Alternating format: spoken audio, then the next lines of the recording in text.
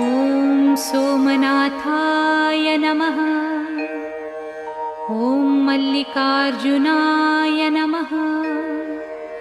ॐ महाकालेश्वराय नमः।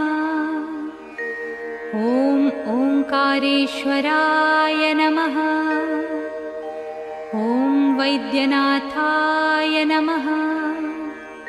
ॐ भीमशंकराय नमः। ॐ रामेश्वराय नमः।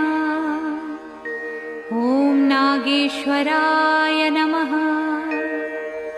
ॐ विश्वेश्वराय नमः। ॐ त्र्यंबकेश्वराय नमः। ॐ केदारेश्वराय नमः। ॐ भुस्मेश्वराय नमः।